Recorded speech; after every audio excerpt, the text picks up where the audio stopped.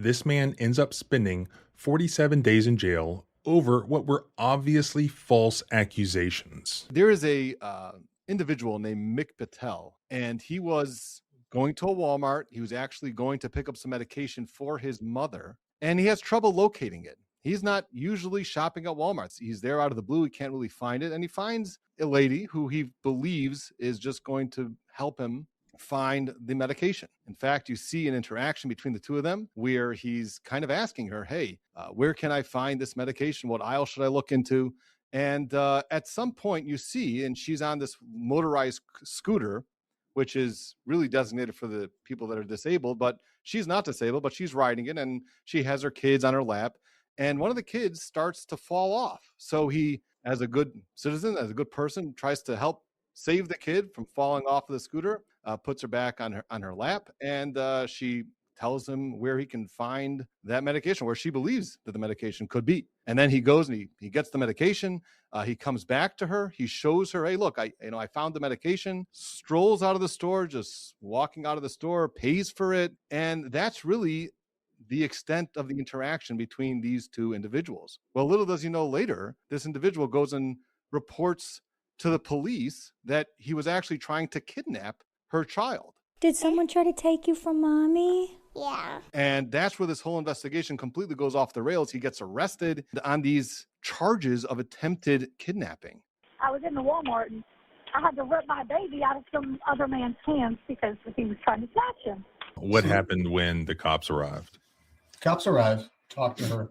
They watched the video footage of the incident, and that's where this really should have started and ended, unless, of course, they wanted to charge Miss Miller with filing a false police report. They chose not to do that. Instead, they chose to go after Mr. Patel.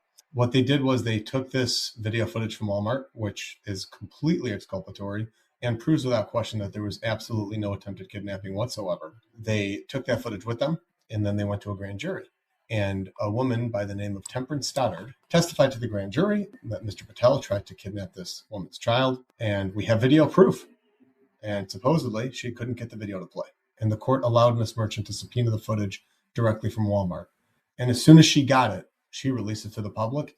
And there was absolute outrage because Mr. Patel spent 47 days in jail when there was this conclusive exculpatory evidence the entire time that the police and prosecutor sat on and let an innocent man sit in jail for 47 days. They ought to be. Given the sheer level of absurdity we've witnessed, this situation comes as no surprise. Instead, it stands as yet another deeply disappointing example of an innocent man being dragged through the mud because one person's lies were accepted as truth despite clear evidence disproving those baseless claims.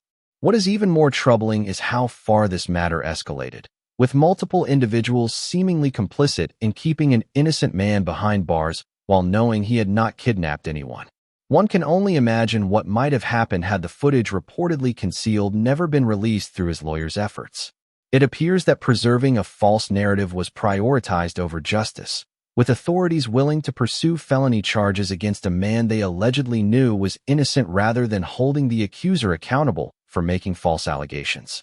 May not have been her first time. A lawsuit was just filed. This may not have been the first time that she kind of made up some sort of allegations. There is another instance where she's actually part of a class action lawsuit against Lyft for what she claims was she claims that a Lyft driver tried to rape her, and as part of this class action lawsuit, that driver, by the way, was initially charged with but pled to disorderly conduct. Not your typical plea deal for someone who's facing, charges. And also, once you start looking into that case and you start seeing the details of what she claimed happened in that case, you start to really scratch your head. So, for example, the allegations in that complaint were that this person, this Lyft driver who attempted to rape her, she said that she actually needed to get medication, her asthma medication, before he would conduct the. And he was okay with that, apparently. Yeah, sure, just go get your asthma medication. I'll just wait here until you're good and ready. She goes and she claims that he also wanted to take her to a hotel. That is similar situation where there may be a lot of embellishing of exactly what happened there. I was in the Walmart and I had to rip my baby out of some other man's hands because he was trying to snatch him. Someone trying to snatch your baby? Yes. Police say it was this man, 56-year-old Mahendra Patel. They got the arrest warrant, which was March 21st. March 24th is when he was in his car driving down the highway, got pulled over at gunpoint at the side of the road. He had no idea what was going on. No clue what was going on. Walk back, walk back, walk back. Come to me, come to me. Keep coming, keep coming, keep coming, keep coming. Go down to your knees. Lay down on the ground. Hands up. Hands out to the side. Got it. Don't move. Yeah. You got any weapons on you or anything? No, of course not. No? I don't know, man. What's your name, dude? Mahendra Patel. Mahendra? Yes, sir. Hey, you got a warrant for your arrest.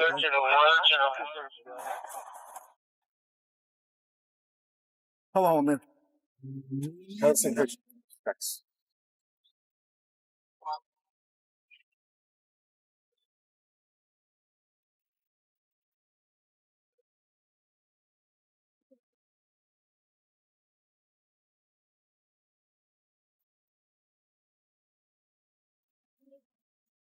My only question is why? What is the motive behind deliberately fabricating false stories to destroy the lives of innocent people? And why are they allowed to escape accountability?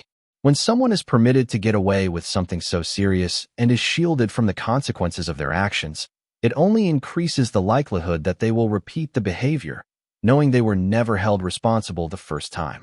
The attorney who represented him was an attorney named Ashley Merchant. Turns out that she was able to look at those videos, and ultimately she was able to get the case completely dismissed. Her children are sort of hanging off of this cart, and you see Mr. Patel almost lean in to help. And then moments later, literally split seconds later, she starts to rise to point out the Tylenol. Then within 1 or 2 seconds after that, you see her in a screen laughing with another gentleman. When you watch the surveillance footage from Walmart, what do you see? I see a pleasant interaction between a man and a woman with her kids.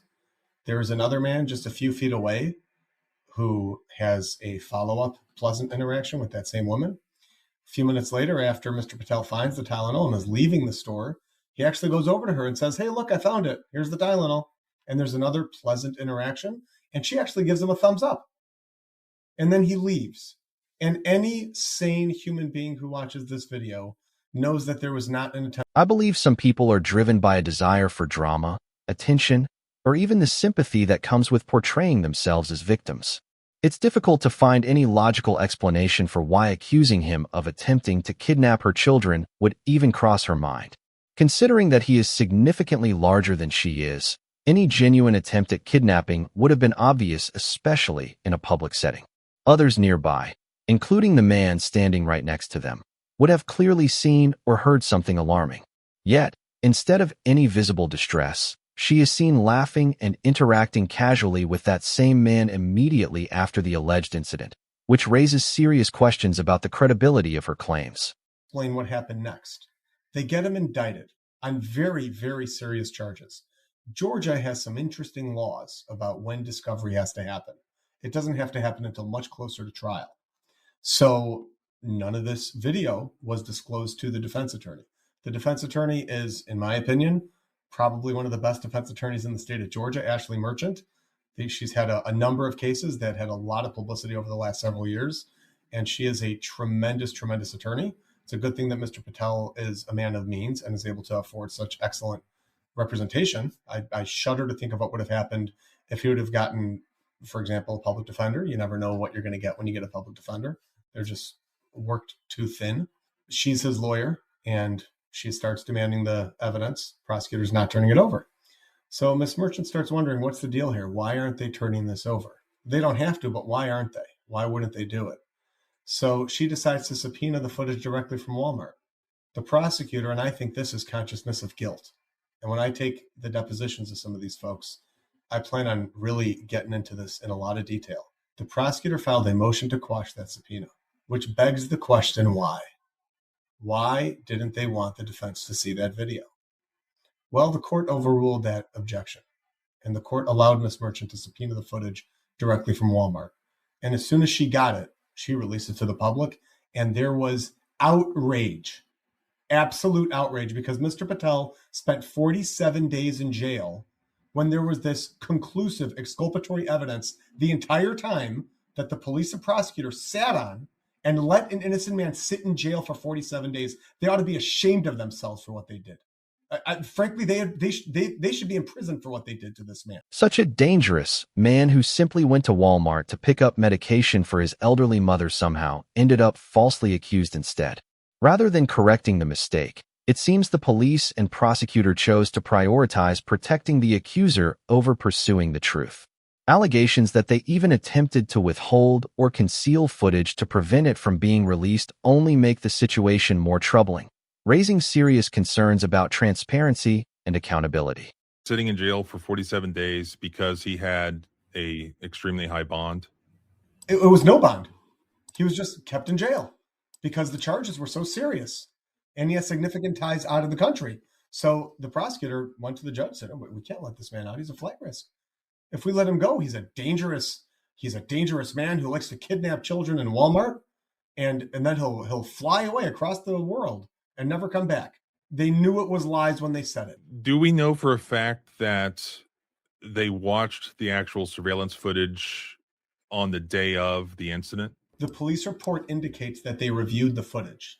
And what the police reports claim is that the footage supports Miss Miller's version of events. I mean, how can they watch that footage and then believe that it supports the allegations?